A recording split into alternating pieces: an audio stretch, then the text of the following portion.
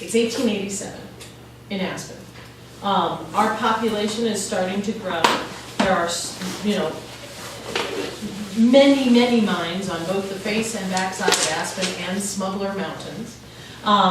There is a race currently this year between the Denver and Rio Grande and the Colorado Midland, laying tracks throughout the valley, trying to get here to access the ore shipping contracts that are numerous enough to warrant 2 railroads coming into Aspen. We have a population, perhaps at this point, somewhere in excess of 8,000 people or so, the complication here is that the apex claim is upheld at the state level. It's upheld at the federal level. And there's a gentleman who's come to town and has interests in several mines who believes that it isn't fair and isn't right. And so therefore, they're fighting each other in court. And these 2 gentlemen happen to be Mr. David Hyman and Mr. Jerome Wheeler. Okay? Just a little bit about these gentlemen. David Hyman actually arrived here in town in 1880. He himself is an immigrant to this country. He was born in Germany, came to this country at the age of 8. His uncles brought him here to the U.S. and sponsored him. He attended high school. Following high school, he was born in about 1860. So following high school, he wanted to go into business and purchased a mercantile business in Memphis against the recommendations of his uncles. And at that time, the economy in the U.S. was struggling quite a bit.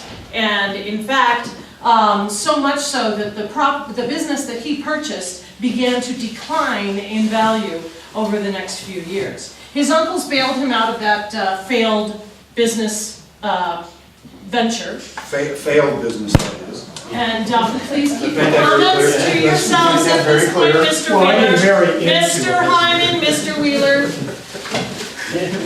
Mr. Hyman then attended Harvard Law School, and he is an attorney by trade. He has worked in Cincinnati for many years, and he has made acquaintance with a gentleman by the name of Charles Hellam, who, as you know, entered this valley, actually one of the first prospectors in the 2 teams that entered this valley back in 1879, securing options in several different mines. David then makes his first trip here in 1880, actually rather set on releasing those mine claims and not following through on it, but once he entered this valley, he decided that this was a proposition that he was interested in following through with and staying with, and has stayed since. And he is owner of both the Smuggler and the Durant mine. Now the Smuggler mine, as you would assume, is on Smuggler Mountain. The Durant mine is on the face of Aspen Mountain. And the Durant mine is, for all intents and purposes, the owner of the claim, the apex claim, within this debate. Okay? Now, Mr. Wheeler, 20 years older, was born in upstate New York. He served gratefully in the Civil War. Following his Civil War service, he goes to New York City, works in a kind of hay and feed business, meets and marries a lovely woman by the name of Harriet Macy Valentine. Her uncle founded Macy's department store. So through a series of deaths, Jerome Wheeler and his wife are now 45% shareholders in Macy's department store. And Harriet unfortunately had some bronchial disorders, and they came out west to this young state of Colorado. You realize in 1886 we are only a 10-year-old state. And in the late 1870s, it was recommended that the dry, clean air of Colorado was good for your health. They build a beautiful resort down by Manitou where bubbly waters come out of the mountains and you drink them for their restorative properties, and he and other wealthy Easterners are building homes there, and they have their summer home there when he meets a gentleman who informs him about the silver mining opportunities taking place up in Aspen. Now let me remind you that silver mining in 1879 through 1893 was extraordinarily lucrative because the U.S. government was guaranteeing purchase of any and all silver you could supply at an inflated price. So backed by nothing, the U.S. government inflates the price and guarantees to buy whatever you can produce. That's a pretty good business incentive, let's put it that way. Now Jerome Wheeler made his first trip here in 1883. at which point our population was actually rather small, about 300 people. And once he took a look at his mining operations here and the unfinished smelting or processing plant, he did help finish the completion of that plant, therefore enabling some production and processing to take place here. However, the majority of our ore up until this point have been taken on the back of a mule and hiked up over Independence or Hunter's Pass or Taylor Creek Pass to the eastern slope where rail lines are already servicing the different processing plants, but that's at a cost of about $80 a ton. So that helped Mr. Wheeler step into business with Mr. Hagerman to help fund the Colorado Midland Railroad, which is anticipated to arrive here sometime soon. However, at this point, they've been stalled over the Maroon Creek Gorge, unfortunately not able to enter town because they do not have enough steel to build the bridge, and the steel seems to be somewhat mysteriously delayed. The Denver and Rio Grande is forging ahead along the Roaring Fork River, so we do anticipate rail lines into Aspen sometime within the next few months. At this point, however, as I said, mining law was just about as confusing as it is today. The most important issue, though, to be decided is this Apex Sideline debate. And Mr. Wheeler and Mr. Hyman and partners of theirs have been in this debate for quite some time. They've each spent close to $1 million in litigation at this point. And we are going to have the rare opportunity to allow each of them to represent their point of view. We will then allow each of them a small chance for rebuttal. We are going to again remind the gentlemen they are not to interrupt each other nor to talk over each other.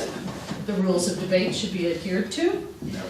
And following the debate, we are going to allow you to determine which side should succeed. So gentlemen, I'm going to turn the floor over to you at this time. I'm going to start with Mr. Hyman, as he is the youngest and arrived first here in Aspen, and he won the coin toss. So, Mr. Hyman, welcome. Thank you. I will assume that you are a non-partial audience and that none of you have been bribed, as have been in the previous jury trials that we have had, and I have had to defend myself in. So hopefully we will get an honest evaluation of what is going on. Again, I came to Aspen. I became the first major investor in the city of Aspen. Actually, I had the town surveyed, and I started the town. Originally, we gave our prospectors their lots for free, and then we began selling lots for $10 a piece. So I actually started this town. I found that I was far more interested in mining than in running a town, so I gave the town site free to a town site company. I understand that that was probably not another poor business decision on my part, because now I understand the lots are selling for as much as $1,500 a lot, which is just an outrageous amount, I think, for a town where we need lots of people to come in. As Nina was pointing out, I started with the idea of making a modest investment in mining in Colorado and make some decent money at it. I had no idea at the time that I would become so involved in mining itself. But once I did arrive here, I found that the mining fascinated me, and I actually did decide to become very involved in mining firsthand and actually work with the miners and the mine superintendents and not simply buy something and hope it would make some money. I became very involved in it. One of the first things that I did was I made sure that my properties were legitimate, and I followed all of the legal mining laws that were necessary to secure my properties. One of the situations that happens in mining, which I was unaware of, having studied law at Harvard, we didn't study mining law. I did not understand at the time until I got involved in mining that mining law is probably one of the most vicious and mean-spirited sections of law that you can possibly practice. It's extremely lucrative, and once money begins to arrive, then lawyers arrive in a proportionate amount. I'd just like to point something out. Is David said when he came to town, he did all these things. But when I came to town, there's two things that every mining town needs: a smelter and a railroad. David didn't do too much of that. Mr. Wheeler, you will have time for your own I just want to make sure people understood that. You'll give And then Mr. when I came Hyman the here, time that's due. every Thank mining you town very needs a much. smelter and a railroad. Mr. Wheeler. And I did that. For the Thank goodness you. of all of the people in Aspen. Thank you, Mr. Wheeler. Okay. So typical of Mr. Wheeler, trying to influence us with his supposed magnanimous philanthropy for the community. Yes, as I was saying, I did not understand that mining law was so vicious. What I did find out was that the mining law is quite specific. It was developed by miners themselves. It was not bureaucrats that designed the mining laws. It was not businessmen. It was the miners. The government had no rules to begin with. When the government decided to adopt the rules and codify the mining rules in 1872, they adopted what worked for mining communities.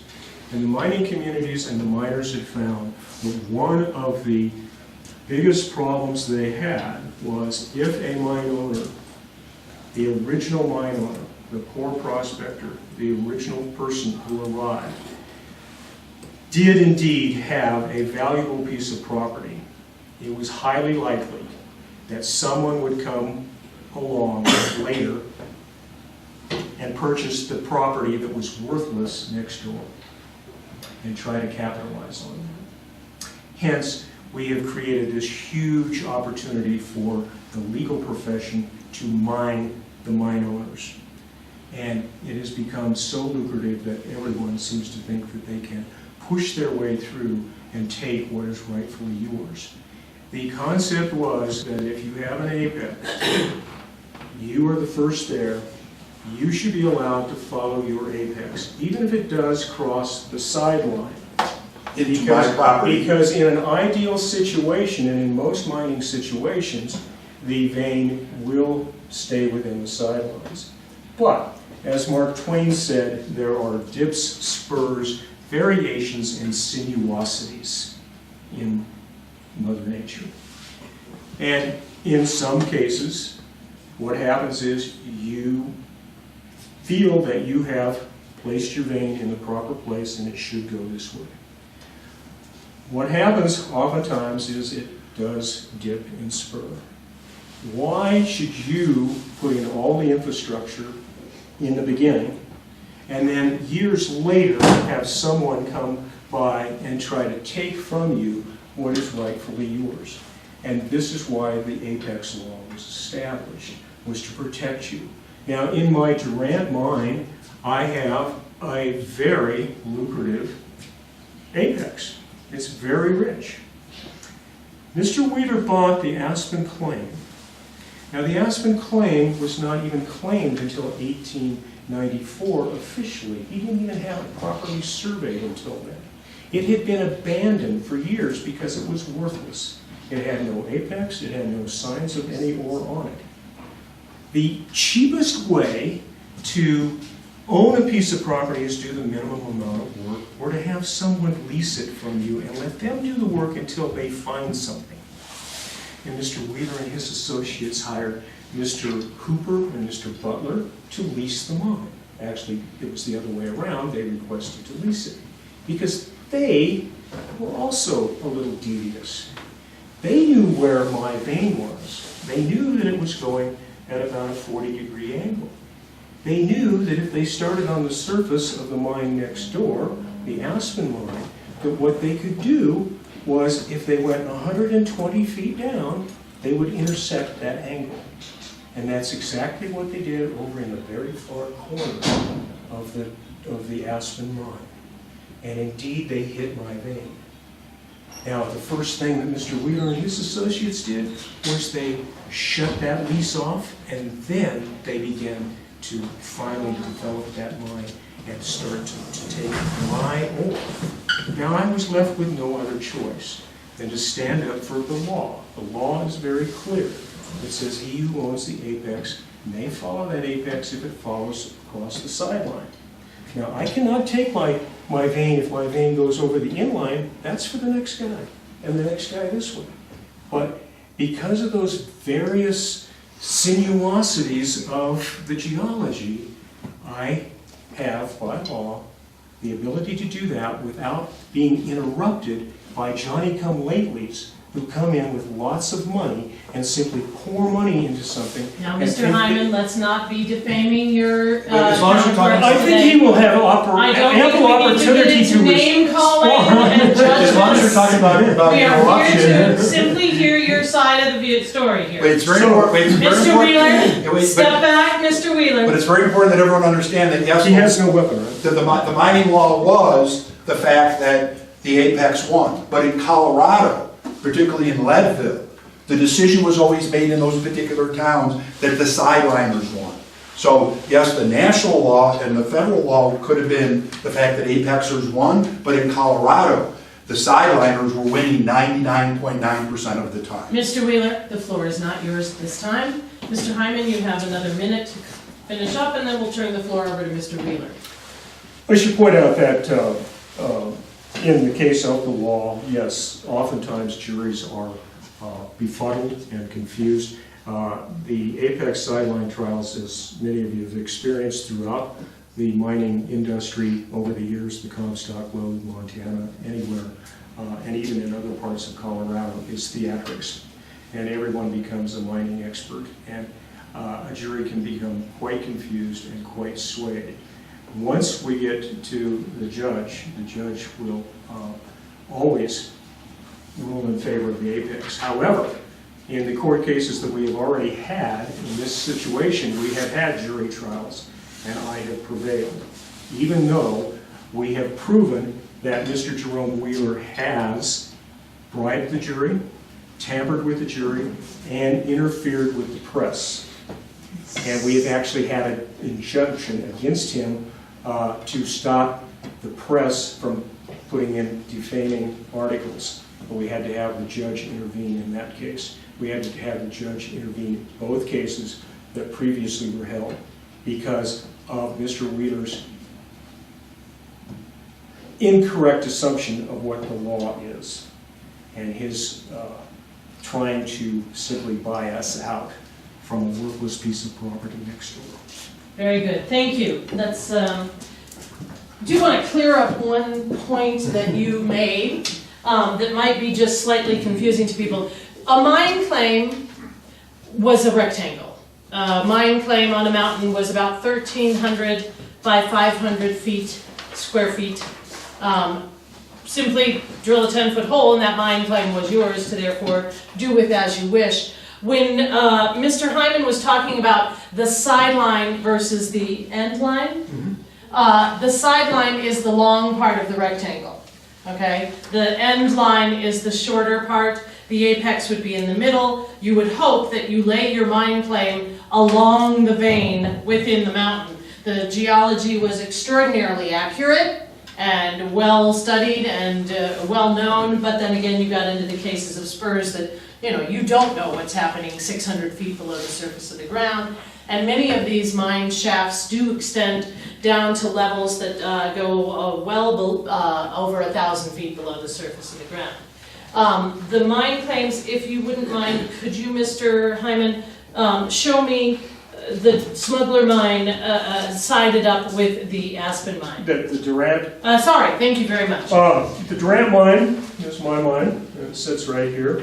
I have the Emma mine in between. And the Washington mine is sitting about here.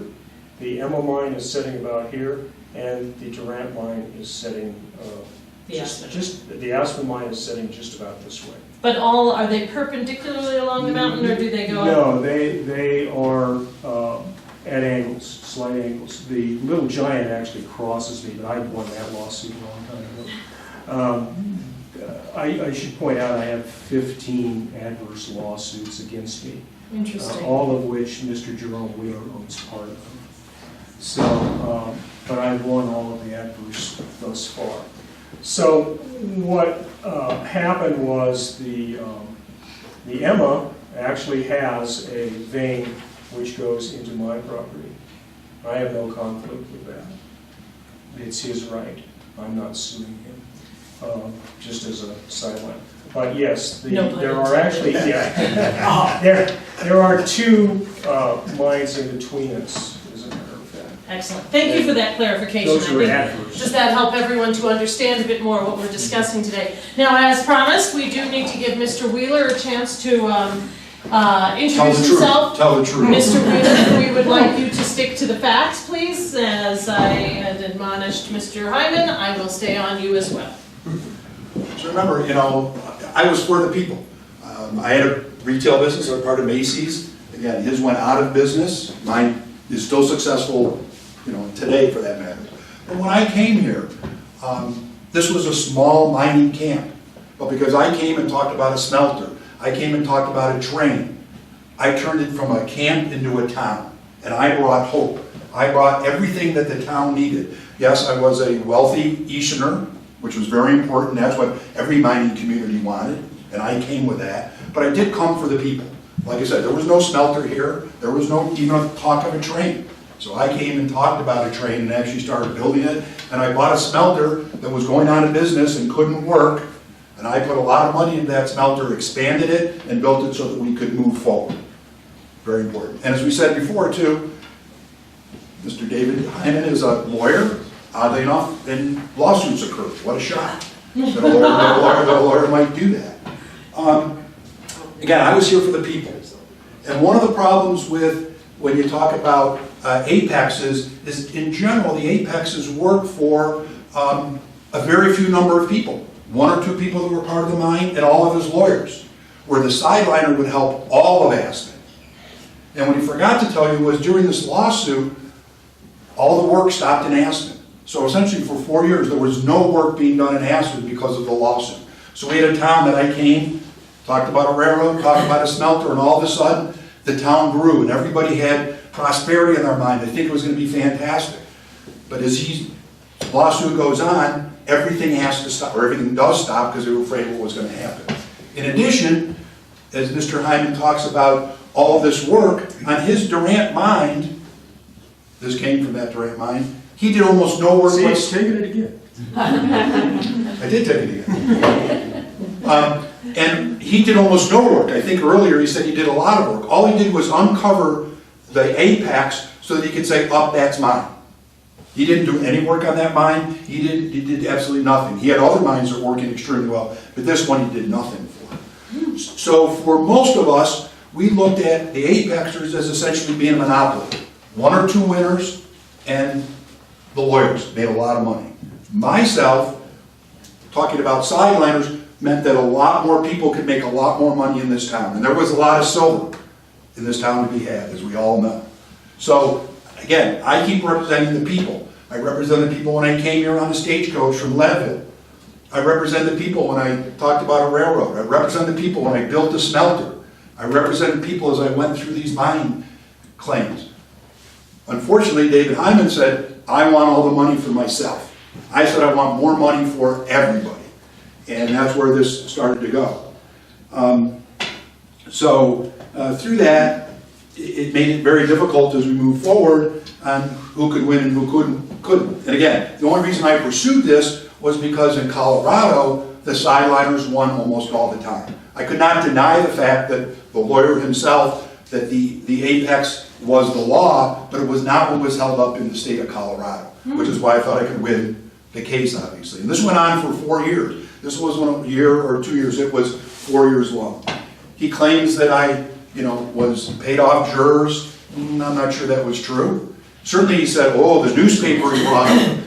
The only reason the newspaper wrote positive articles about me was because I was for the people. I wasn't for one or two rich individuals and some lawyers. So therefore, I didn't pay the paper, I didn't do anything with the paper other than tell them the truth. And therefore they went to write a story. He got word of it, went to the judge, and the judge put my story on hold. But I can tell you that everybody in Aspen was on my side. They knew that if I won, it would be better for Aspen, it would be better for the state of Colorado, it would be better for mining in silver in the whole world. All right, thank you, Mr. Wheeler. Mr. Hyman, do you have any rebuttal at this point? Oh, I think I should. Mr. Wheeler talks a good storm about how he is for the people. He has hired the minimum amount of people to work in his mines. I am the largest employer in Pitkin County right now. And I could, if I could settle this lawsuit, I could hire at least 100 more men, even just in the Durant alone, and get production started so that railroads would arrive. The railroads are a necessity. We really need the railroads. We need the railroads because Mr. Wheeler's smelter is pointless. His smelter produces about 15 tons a day. I'm presently pulling out of the smuggler about 70 tons a day, and I can probably boost that up to 300 to 450 if I had the railroads here. How much do you smelter produce? The smelter is more of a wonderful public relations. When you want to bring in Eastern investors, I can use it and say, hey, we even have a smelter. Well, that is a key word for investors. It sounds like you are a very wealthy, huge producing district. I don't need the smelter. Quite frankly, I'm using the Shepherd's concentrator down there at the end of Mill Street, down between Mill Street and Galena on the river. And I'm able to concentrate my ore and send it to Leadville for a profit. And I'm doing quite fine without his smelter, and the other miners have been doing that as well. Mr. Wheeler can't even process the ore that he's capable of processing. He's stockpiling it. So the smelter is rather pointless. The train, I had the train lined up. I had Mr. Teller and Mr. Chafee and Mr. Moffett, the DNRG. They would have been here 4 years ago had we not come up with this problem as to who is going to own the mines, where is the production going to come from, and whether or not we are going to sustain ourselves as a mining community. So until this is settled, the railroads are, yes, the tracks are practically laid, but they're not going to bring anything up here until they can make money at it. So Mr. Wheeler is holding up the economy of this town. If he says he's for the mines and the miners and the people of this community, it's hard to grasp that when I find that I have 15 other lawsuits against me, and they're all from properties that Mr. Wheeler owns. My suggestion is that he's absolutely backwards. I have no reason to own the entire mountain, and yet Mr. Hyman, or Mr. Wheeler, should he win this case, he will own virtually all of Aspen Mountain. He will have control of the mountain, not me. He's the one that's going to benefit from this. And in fact, just recently, if you remember that young historian that was in town just recently, Mr. Bancroft, he interviewed many of the successful people in town, and he actually interviewed your bank cashier, Mr. Van Hovenberg. And Mr. Van Hovenberg said was quite delighted to tell everyone about how great Mr. Wheeler was, and how it wouldn't be long before Mr. Wheeler would own the entire town. And that was a quote from his employees. Well, if that's his employees, I suspect that's the philosophy that Mr. Wheeler is using. Mr. Wheeler's a little technically wrong. One of the first lawsuits that we had, we made sure that we did not have trustees placed in place. The judge, Mr. Goodard, the first judge that we had, was very, very opposed to having trustees and having the assets held in trust until this was settled. So we have been mining a little bit without interference. But the potential is there, and we can make this a very successful community, but we have to settle this lawsuit, and it has to be settled soon. And Mr. Wheeler is not the person that should win this case, because he is not for you. He may say that out front, but he is not.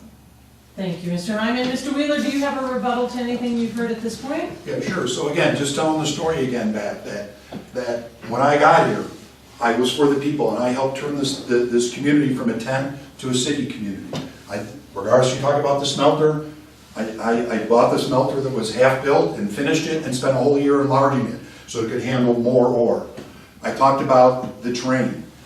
And again, speaking about caring about the people, just an example, some of this happened after this, but just an example of what I was about. You know, one of the nicest opera houses in the world, the Wheeler Opera House. I didn't build it for myself, I built it for the people. I had 3 banks. At that point in time, banks were very, very important. Okay, very important. I put the banking system together, and I had 3 banks throughout Colorado to make things, you know, easier for the people. What about the, what about the Hotel Jerome? Another thing, a place. Now, Mr. Wheeler, you're stepping into visions of the future. I think we need to but stay it's important that people facts to the see. case at this point. As he keeps saying, I wasn't for the people. I just want to say, give you examples of where I cared about the people from day one And we all have the way heard until I that died. point, thank you. Now, what I would like to do is perhaps give all of you a chance to ask these gentlemen any questions that would help you in making your decisions this afternoon.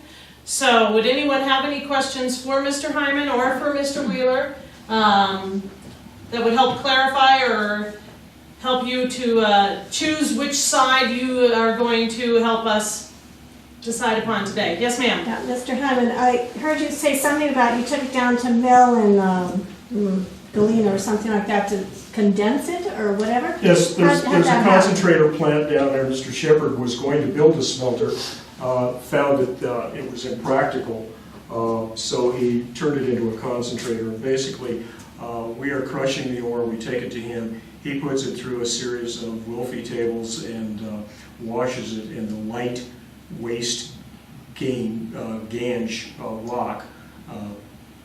Flows off, and the heavier concentrates of the lead and the silver are then left, and it's that concentrate that we send over to the smelters. And how big are those pieces? Well, once the concentrate is done, it's maybe the size of a pea. Oh, Any other questions for Mr. Hyman and Mr. Wheeler?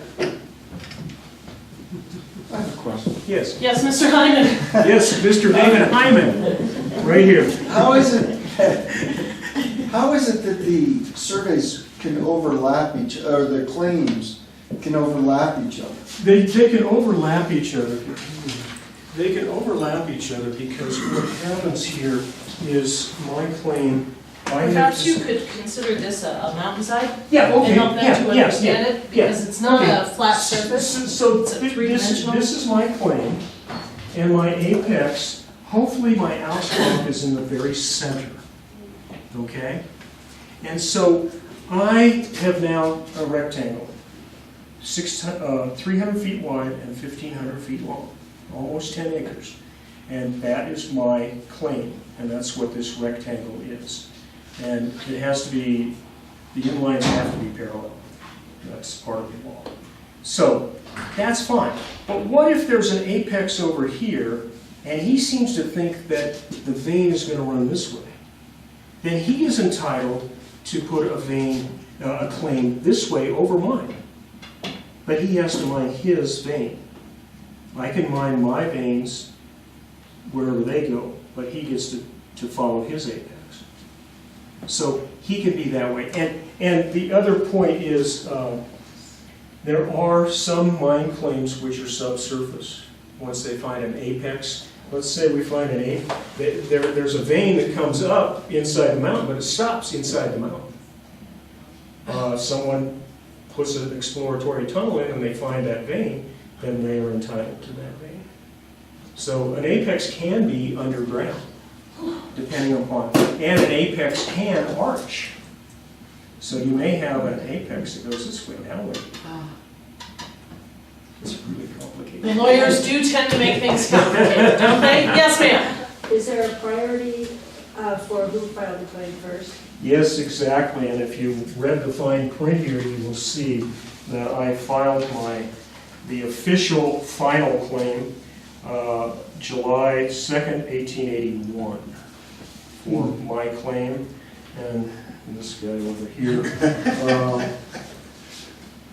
June 26th, 1884, right after Mr. Hooper and Mr. Butler found the order. Yes? Now, wasn't that initial claim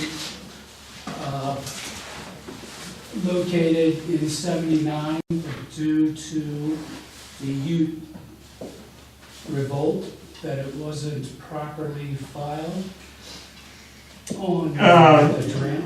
What happened was, in 1879, I had a surveyor come out, and he surveyed the smuggler mine and had that completed. He was working on my claims on Aspen Mountain, and he started to lay out the Durant claim, and he was unable to finish it because of the Ute Indian uprising, when the governor, Pitkin, ordered everyone to leave.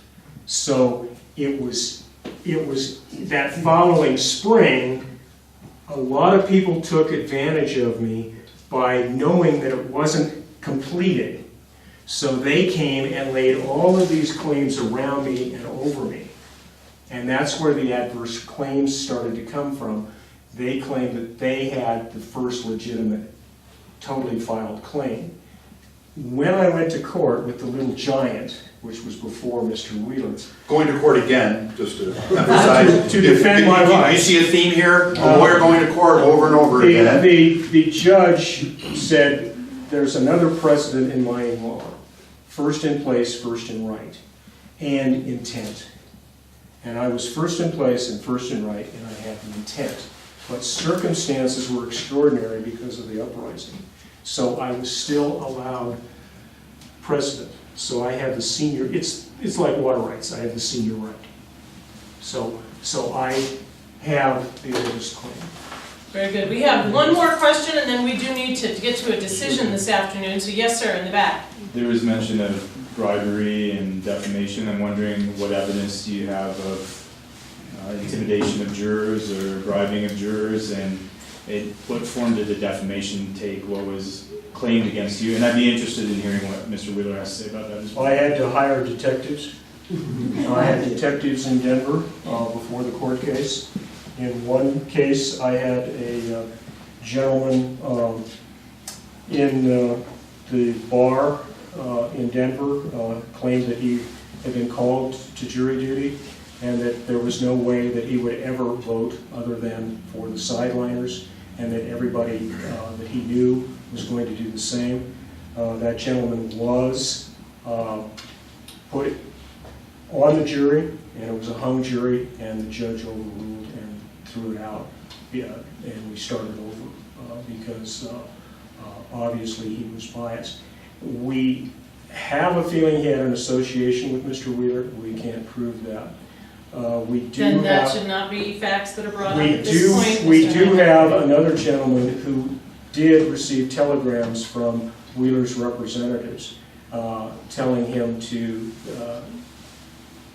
in the hallway outside before the jury came in, he was making all kinds of radical statements. And we do have that, and the judge accepted that as well. Very good. We do Mr. Wheeler? appreciate- He was arrested and sent to jail. We do appreciate David admitting that they had no proof. I will say the reason the jury was on my side because I was for the people. And again, I was going to help the majority of the people, and in the end, they knew that would work. The reason why the juries felt that way is they didn't want one or two people to make all the money and their lawyers. They realized it'd be better for Colorado if everybody could partake in the winning of the silver and the money that comes with it. So he admitted, no proof, just a theory. People are on my side because of what I stood for and how I represented the people. Just super tiny clarification. Did I hear right that you were sent to jail for No. The fellow that was in the courtroom. raising a ruckus? Right. So in order to not start any other further... I'm sure we could have got him there, but All right, I've already spent $750,000 on this. We all spent a lot of money Very good, gentlemen. and hurting the town. All right, He's ladies and destroyed it. gentlemen, it is now up to you to decide amongst yourselves which side you would like to represent. If you are going to be on the side of the Apex claim and support that legal finding, please sit on this side of the room in support of Mr. Hyman. If you are, however, of the people, for the people, and going to back Mr. Wheeler's sideline claim for the further success of Aspen, please join this side of the room for Mr. Wheeler. And gentlemen, if I could please have a sidebar with the two of you in the back of the room.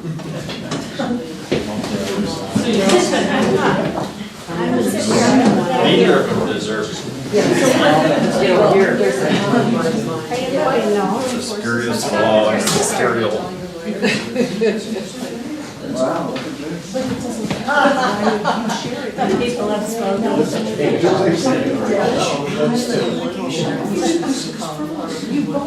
So no. They used to sing at the Crystal Palace. They have 3 ex-Crystal Palace people working in the historic society. Because he built the. I remember. Yeah. And they took really well breath of fresh air. What's that? How much time do we have? How's that? 15 minutes. Ladies and gentlemen, I have some information to share with you. We've just had a brief discussion between Mr. Wheeler and Mr. Hyman, and we have come to a decision amongst ourselves here before the case gets sent to you, the people. They've decided to compromise and join forces and to end this legal battle and to move forward as the success of Aspen. They have decided to rename the one mine, yes, the compromise mine.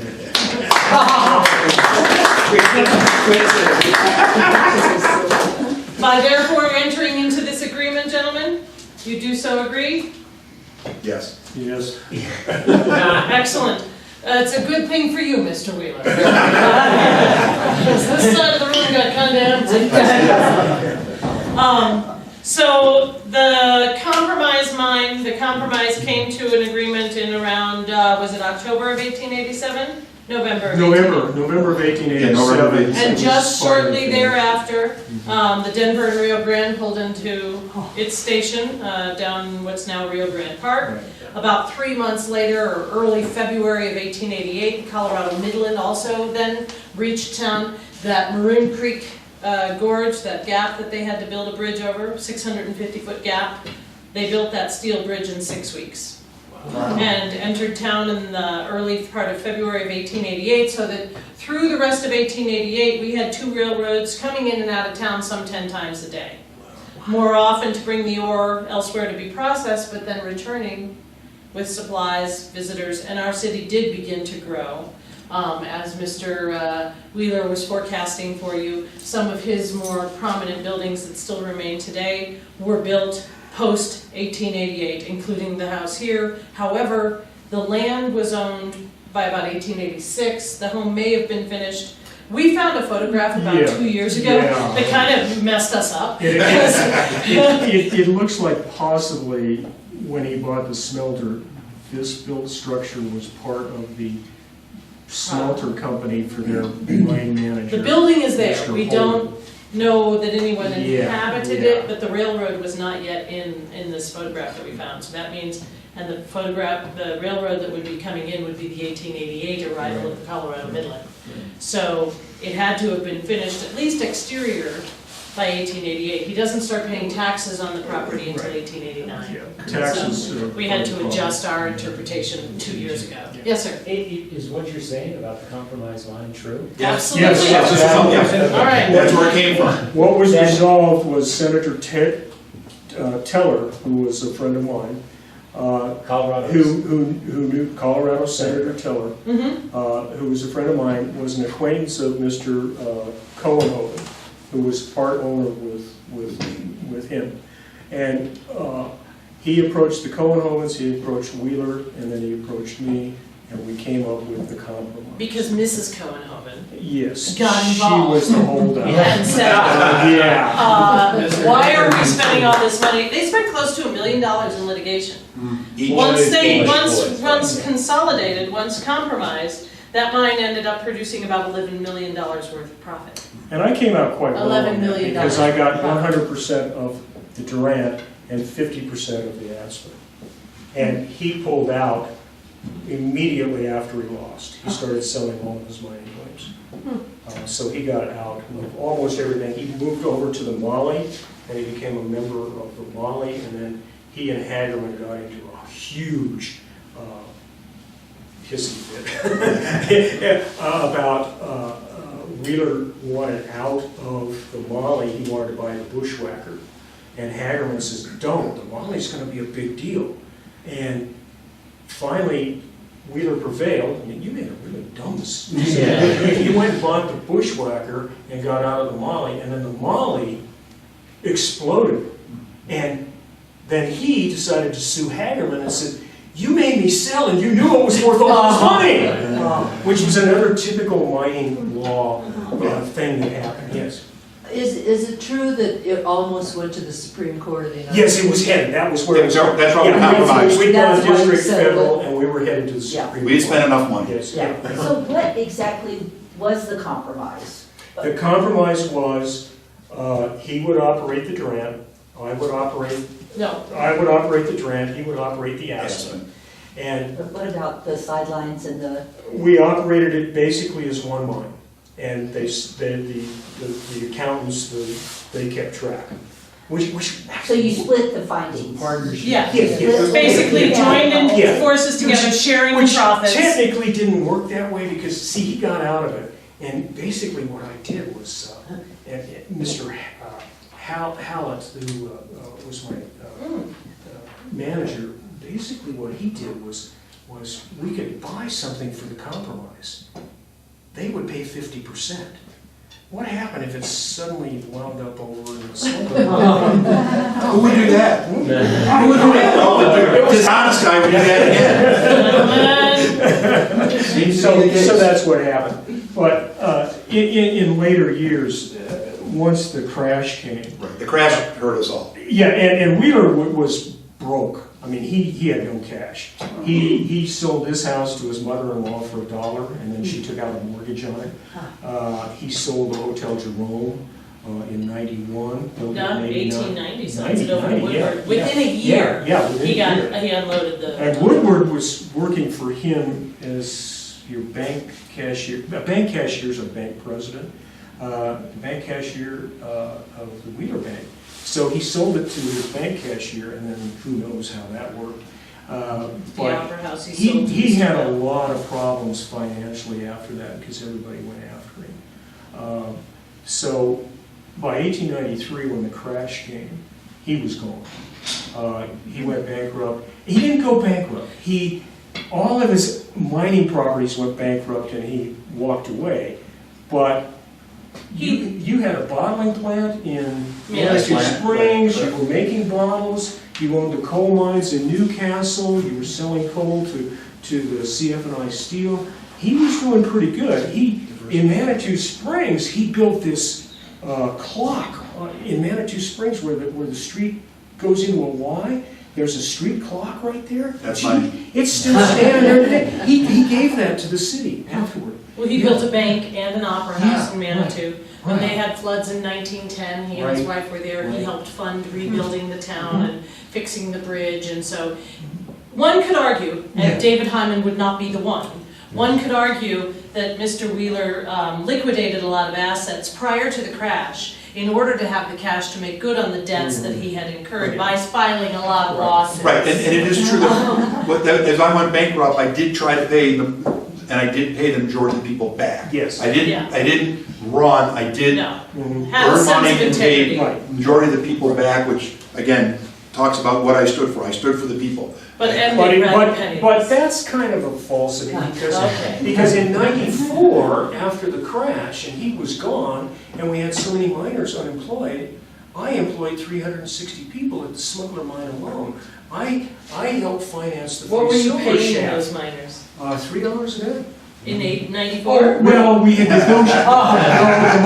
The miners had negotiated to $275, and then eventually, because of the Molly, we gave them $2.37, but we gave them an 8-hour day. Yeah, they went from 12 hours to 8 hours. Right, but But less money. I kept the smuggler open virtually through 1918 with hundreds of miners. So it can be said that if you were for the people, Hyman stuck it out in Aspen, and he kept this town together economically But for lived 20 in New years. York City for the last 20 years. Well, I had a little, I was working for this Just let me little company called Lehman Brothers. And it was pretty good, except in 1908, and then I moved back to Denver for a while. Lehman Brothers, that's all you have to say, that would explain it all, wouldn't it, You've right had there? this for quite a while. Pardon me?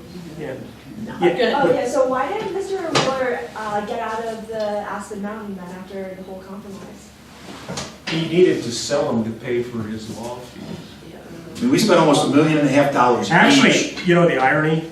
I tried to sell the mining claims to Teller and Moffett and Chafee for $170,000.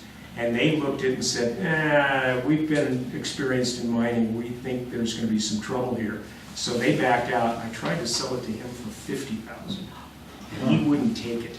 Instead, he figured he could just take it. No, I thought I could win. Yeah. Very ill-advised. Two things. Where did the railroads take the ore to be smelted out of town? And also, what's the current status of the compromise? I read about it recently, but I can't Okay, recall. we shipped our ore primarily to Leadville. We shipped it to Denver, to Globeville. You've To heard a be little bit about smelted? Globeville because they're building a Yes, new interstate. primarily. That was the Swansea. There was a man by the name of Mr. Holden. You may have heard of him. Mr. Holden was in charge of building the Texas smelter before he bought it. And then he fired Holden and hired Devereaux, who brought electricity. You didn't mention that. You could have nailed me with the electricity. You had that one going for you. So we shipped to Denver and Leadville primarily, some to Pueblo and some to Durango, but primarily Leadville. And they had massive smelters there to process the ore. So that's where we did it. The compromise mine, it's not open to the public, that's all. Who owns it? There are a group of miners who have some sort of a partnership. I'm not privy. It's like the smuggler. I'm not privy to that. I'm there all the time, but I have no idea. I just show up. So basically, it's a handful of They gentlemen are who not live doing in and any around tours. this area. There are some. The last I heard that they're just indecisions right now and being motivated. You know, it's very hard to find a bunch of people who want to do a lot of heavy-duty physical work just for the fun of it. And there You've was either a- got to have that mining weird thing in your life. And there was a collapse in a shaft that Yeah, compromised the and- air quality. Yeah, So- yeah. There's some safety issues up there, and they need to That have to be address that. I addressed. know they've got some new steel up there, but I haven't been. I was on the last tour, and I haven't been in there since. It's been a good So, 10 yeah, years. it's been about 10 maybe. years now. Yeah. You So, have been very patient. yes. getting motivated. I have a statement and a question. Go. Statement is, in 2018, thank you, Jerome, very much for the Wheeler and for the hotel. Yeah, thank you. Yeah, you should. Yeah. Well, that's because you haven't taken a tour of this one. You answered my question. I was going to ask about the compromise line tour and trying to do that. You asked the other question I had. And then how did the railroads actually leave this valley? Is one going over Hagerman Pass? You need to come next week. Yeah. Next week, okay. Next week is transportation. Yes, one came over Hagerman Pass, one came Like up past down.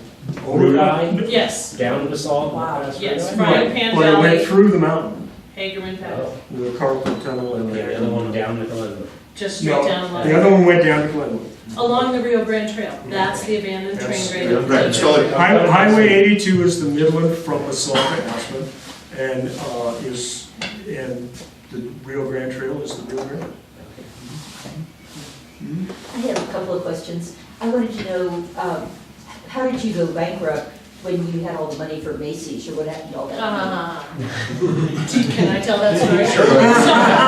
It's kind of, too raw. Here's what we believe.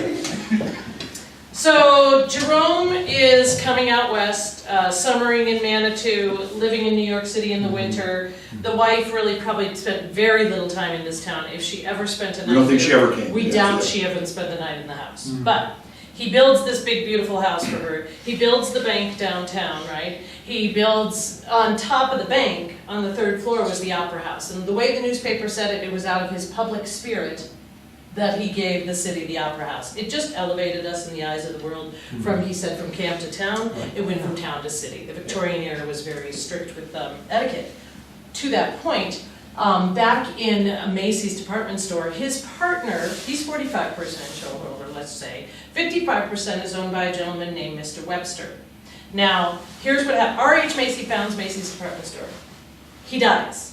He doesn't pass the store to his son because his son tended to enjoy the drink a bit too much, is what his will says. So he passes the store to his nephew.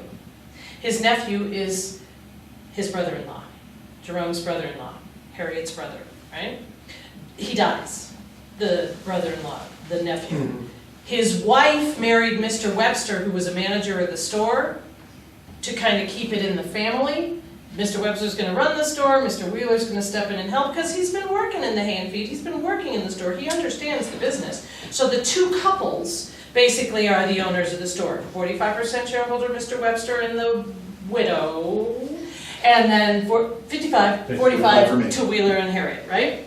And Mr. Webster was not necessarily a man of great integrity, as Mr. Wheeler was, and was off on a business trip. And Mr. Wheeler hears rumor of and confirms that Mr. Webster's been having an affair with some sales clerk. That's not what they call them though. Anyway, she worked in the store. And he fires her. Because, you know, this is his sister-in-law, right? Is being, you know, cuckolded, if you would. And so, or does that work for a woman? I don't know. So when Webster comes back, he sits down at a board meeting that Mr. Wheeler didn't happen to be at and said that he was going to relieve Mr. Wheeler of his position at Macy's department store because he fired his mistress. He didn't say that. And allow Mr. Wheeler more time to spend investing in his silver mining interests out in Colorado. So he was relieved of his position by about 1889. 1889. Yeah, and so after, like into the 1890s, he was no longer part of Macy's. They did not have that. I mean, they had money. Yeah. You know, she came from, I mean, Macy Valentine. Valentines are the folks who settled Nantucket. Yeah. So she came from a long line of wealth, and you know that high-class British, you know, immigrant English population. She and Mr. Wheeler, when they first came to Manitou Springs, they did go to Leadville. They are on the invitation list at an event that Mr. Tabor had. Now, if you can imagine coming from New York society and going to Leadville in 1870, 1880, and Leadville was the absolute quintessential, stereotypical wild place. I'm sure that Manitou Springs was far enough into the wilderness for her. But that was okay. That was It was okay. a refined, cultured, artistic community. Yeah, it was the Newport of the Rockies. Right. A lot of wealthy people came there. I was related to Henry David Thoreau, correct? No, you were related, your mother was first cousin to, now see, now you're gonna make me, Emerson. No, he came from Barron's. Oh, You came from Barron's. I just looked at And it. he's from England, Wheeler did.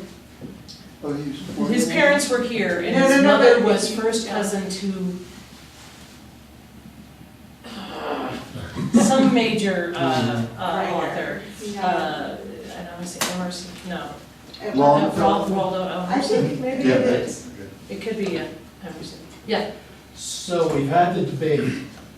The Apex decision was going to be appealed by Mr. Wheeler. Right, but I had lost already. But you made this agreement and created a compromise. What happened to the smaller miners after this? I'm sure the debate still raged in places like Leadville about It set Apex decision. it set the precedent in Colorado, and everybody said, okay, you got the Apex, you're gonna keep the Apex, we're not spending $1.5 million like these two guys did. For instance, what happened to all the ore that Mr. Hooper leased out, Tell that story. stored, waiting for the decision to happen? Mr. Wheeler and Mr. Todd. Waldo Emerson. Yeah, Mr. Todd and Mr. Wheeler had a lease, a 6-month lease on the Aspen mine. And this was a very typical way of doing what they call dead work. Let somebody else lease it. It's a very cheap way for an owner to maintain his rights on the property, but there's no value that he knows of. So let a leaser do the work. And the agreement was whatever ore they could get off of the property was theirs. So they had gone for about 4 months, 4 months, and they knew if they got 122 feet down, they were supposed to hit this thing. And they had gotten to about 122 feet and nothing was there. And they were very, very frustrated. Hooper was a carpenter. He didn't have a lot of money. Todd had no money.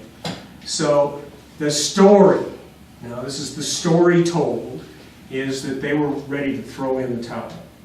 And Hooper's wife said, oh, you've tried so hard, just give it a little more time.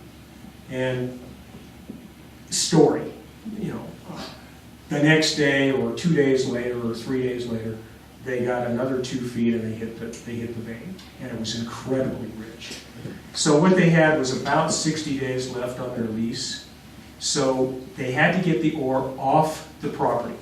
So they hired everybody they could. They were paying as much as $5 a day. And they had every wagon in town, every wheelbarrow, everything they could get their hands on. And they piled it up where the chart house used to be.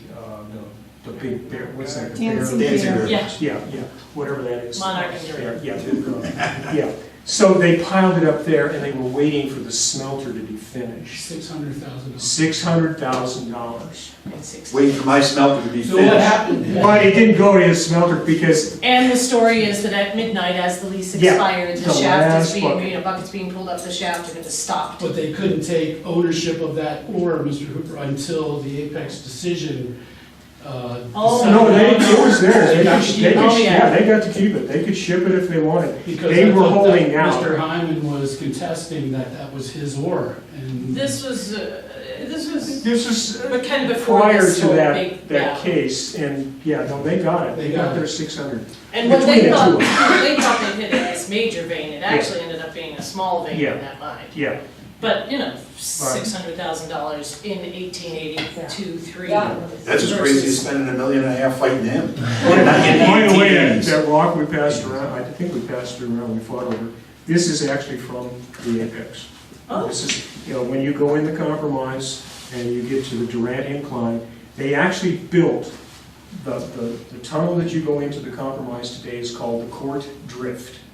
And Mr. Hyman built that tunnel on the sideline to prove that his vein went across. Huh. And so that's why we call it the Court Drift. And when you go in, about 500 feet in, there's this big incline going up to the surface. And that's the Durant Incline, and that's the vein, and that's this piece of rock right here. And it goes right across the tunnel and keeps on going down into the neighboring mines. I just want to, just as I want to honor everybody's time. We say these programs go from 3 to 4, it's 10 after. And so I want to make sure that you all realize that it's after 4, and I don't want to, I want to also take a minute to just introduce you to Mitch Osur. And Mitch is following in his father's footsteps in portraying Jerome Wheeler. His father, Dick Osur, did it for years and worked with Larry, and we are very grateful that you have stepped in to fill his shoes, and I might say quite well, and filled his top hat. And of course, you know Larry Fredrick, who is I must admit, I've had a very difficult time because I worked with his father for so long.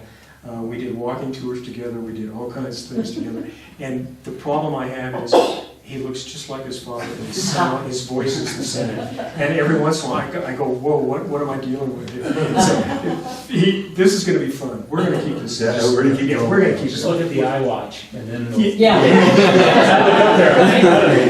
Yeah. No, we're having fun. So this is really a lot of fun. But yeah, I can stick around and answer questions, whatever you want. Yeah, I just wanted to make sure if anybody needed to. Don't forget, next week we have Thank you. transportation, and it's just going to be fun. We're Yeah. not getting serious. I've got more slides than I can show. I'm gonna have less than 60 seconds of slide, but we're just gonna have fun with transportation. We're just gonna be silly. Two things I think, before that, two things I think are interesting. One was, just help David out here, is that, you know, when I built the Wheeler Opera House, in those days, it was the third, my bank was on the first floor, Yeah. and that third floor. And in those days, the third floor was normally turned into dormitories, okay? So I do want to admit that, you know, when I turned into an opera house, it wasn't quite as big a deal as I made it out to be. And that was interesting for me to know, because my choice was an opera house or turn it into a dorms, and I felt the opera house would help the city out. The other thing that's interesting I learned from Larry was that, you know, look at Aspen Mountain, and look at the shape of Aspen Mountain, and that's what caused part of the problem, because, you know, in Leadville, all of the ore went, and the coal went this way. Where Aspen Mountain, when you see the way it's shaped, that's what made the veins go up and down, which made it more complicated in Aspen, because in Leadville, the sideliners and the apex really wasn't an issue because of the layout of the mountains, etc. So when you look at Aspen, you can see it, right? And you can see how it's shaped, and those veins all went up and down, so that David tried to steal mine, where Leadville wasn't an issue. So that was just educational to me, and like I said, when you look at the mountain, you can see, okay, that makes sense. I can see a vein that would go up that mountain, where in Leadville, you can see where it just went more vertical. And Aspen Mountain also folded in on itself, creating the sink lunches. Yes. And so the sink line, you know, it in itself, and that's the spurs and the dips, and they are on top of each other all through each Not other. to mention that sometimes the veins go in this way and the mountain goes this way. So the vein may go here and then start up here or down Like here a chicken. or over here or over here. So that's why everybody who had been in a mine became a mining expert. And some of these people, they specialized in nothing but going to apex lawsuits and giving their opinion. And in some cases, some of the experts he had would testify later for the apexers in other trials. And some of the experts I had as experts on the apex would testify on behalf of the sideliners. It just depended on who was paying it. and so, I mean, this is incredible. Throughout mining, any mining district history you read about in the American West, you're going to find apex sideline. It's a very complicated and technical, but it was designed by the miners. The miners had figured out how they can best protect themselves from, and they always felt that the guy who was the first one there and he had done the work, he should be entitled to that vein, even though Mother Nature isn't cooperative in perfect geometry. So basically, that's what happened. And that first law was created in 72. Well, the placer mining, I would like to do one on mining law. I think it is you say 72. 72. What happened was placer mines were codified in 1860. Lode mining, which is what we're talking about, was codified in 66. And then in 72, they combined it and made it the mining law of 1872. And the only thing they changed on the apex was they changed the apex. The one thing they changed was originally you could claim one apex on your claim, not two or three. So if you had one going that way and one going that way, you had to pick. And the next guy put his claim over yours. And I believe in 1890 they changed that and said all of the apexes on your property are yours. So, and that's basically, mining law has not changed. Right? Apex is considered a sacred cow. Yeah. Just a couple of quick questions. You said it was 60 days during which the lessers got the $600,000 worth of ore. Yes. And then the other one was you said, so apex was the federal standard. Thanks, Then Chief. you said within the state of Colorado things were different. Do you mean that there were local state court or appellate court rulings? Or The do you just local mean courts. jury trials? Yeah, They come out on the side of sideliners. Right. Juries hit side of the sideliners. Correct, because because more people won with sideliners. Yeah, If you were on a jury, you'd be, Yeah, they're just going more with people win if we have the people's sideliners. sentiment. Right. Yeah. And then the last one, so this is 1887 we're talking about. And I think you said the population was 8,000 people, and then, ish? We don't really know because there wasn't a census. Okay. In the 1890, we never had, Right. because it was burned, in fact, nationally, 1890 is not a year that anyone can actually definitively state, Well, because they were all lost. I heard someone say something like about 8,000 Yeah. people in 1887, but then I thought I heard someone say 1883, 300 people, Right. more or less. So, what was you grew by over 7,000 people in 4 years. There were mines around before that. What drew people? Was there one first big strike between 1883 and 1887, or? No, there was mostly speculation. What you Okay. have is you have discovery, Yeah. then you have speculation. Right. And everything was gelling together. But they hadn't found incredibly rich ore. They had lots of low-value ore, which would require a lot of concentration and smelters. So it was kind of mediocre. But when Hooper found that vein, and Wheeler was willing to sue, and Hyman was willing to sue, and they were willing to spend $1.5 million suing each other, everybody in the world knew What's there gonna was some happen? value here. So what was the year that Hooper hit the vein? Hooper hit it in '84. And then the lawsuit was, It started in '84. and that's when everyone really knew. And then by 87, there And were 7,000 more the people. biggest population jump that Aspen had during that time was 1886. Right. Well, because it was pretty obvious there's some money here, the railroads are coming, this is the next boom. So 86 was our biggest population boom increase. They came because of me, because they knew what I was bringing to town and what I was doing. So, I gave hope and prosperity that wasn't in Aspen before I started doing all this. And I had all the jobs. I mean, I could hire anybody. I was ready. Yeah. And you The way brought I see- humility to the town as well. Right, So- humility, yeah. Towns like Ashcroft and Independence in 1883 were much larger. They were 1,500 to 3,000 person populations when Aspen was 300. Right. Because getting here again, difficult. It was another day's travel. And it wasn't proven to be worth it. And towns like Ashcroft were supposed to get the railroad over Pearl Pass from Crested Butte. Right. And The toll road came over Taylor Pass to Ashcroft first. Yeah.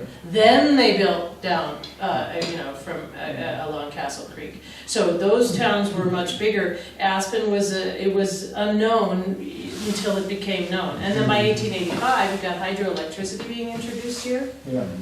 People started to lift their houses and come here.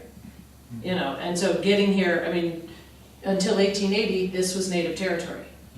It was not lived in at all. So you go from, nothing to probably in excess of 12, maybe 16. We've seen reports of 20, but we have no idea by 1890, in 10 years. And that was the year of statehood, 1880? 1876. 76. So even as a August state, for the 1st. first 3 years of our statehood, tens of thousands of people, non-native, Yeah. US citizens, lived in the Front Range, right? The back 2/3 of the state, western slope, was native territory. With different pieces ceded back to the US government, following the breaking of different treaties. But there were only 4,000 natives. So that changes in 1880 when Pitkin establishes the reservations and removes the native people entirely, opening this area for the taking. You're close. That would be an interesting hour about the Native Americans that were here. How did they force them out? Did the troops come in? Yep. No, well, yes and no. Yeah, they did the Lincoln Massacre, and yes, finally they were forced out finally, but previous to that, the Utes basically just they knew they weren't gonna win, they treated parts of it away. And who was massacred? How many of each side? Both sides, but when you're the winner of the battle, you get to call it a massacre. Yeah, it was. So when the white man wrote the story, Yeah. but Nathan Meeker, that's why it's called the Meeker incident. Nathan Meeker was killed, Major Thornburg, a bunch of US military, Yeah. and also Native Americans, and this is a whole nother Yeah, topic that I would be happy to sit with you and do more of that. Because it is a whole nother, there were people taken, white women and children taken hostage, and it was a week-long battle, one of the longest Native or Indian battles in this area at least. What year was that? 1879. And where did they force them to? Yeah. Utah? Where'd they go? 7 tribes within the Ute Nation were confined to 3 reservations. Northern Utah, Fort Duchesne has 3 bands. Southern Ute Reservation in and around Ignacio had a couple, and then the Ute Mountain Ute Reservation is kind of the Four Corners area, and they're probably today still the most traditional, if you would. The lands given to them, you know, in Utah were considered dry, barren, rocky, full of natural gas and oil.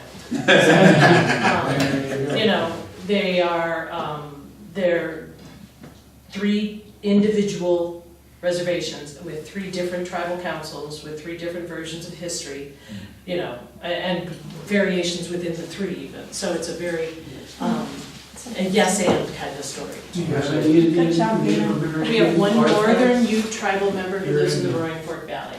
One. In the Historical Skylar, Society, do you have? He any- works with me, and we do a lot of education in the schools from here to Rifle Good. on an often basis. Some artifacts such as the camping grounds, which were recently discovered in the last few years. Do you have any artifacts? We have some artifacts, most of like the recent discovery of like the tools and weapons down in Emma, those are owned by Pitkin County. But we do have some minor, we have some photographs, we have a few things, but it's not something that, in the 10 years that I've worked for the museum, it's been a story that was not told at all. Right. To now we're really kind of bridging that gap and trying to introduce more of it to this community. And we have a new traveling exhibit that, based upon a very successful exhibit we had here for 3 years, called Seasons of the Newt, Transitions of the Ute People. We're going to have a traveling exhibit available to other museums and libraries throughout the community, throughout Colorado, that will tell that story, and we'll be able to send it to them, you know, kind of a packaged up exhibit. They put it up and have it for a month and then break it down and send it somewhere else. But it doesn't have any valuable artifacts in it because you're sending it Now, around. it's not verbally being recorded. It's all oral history anyway, so. Even when you go into. Good job, Nina. I can do that, that's a Yeah, whole we can talk all day.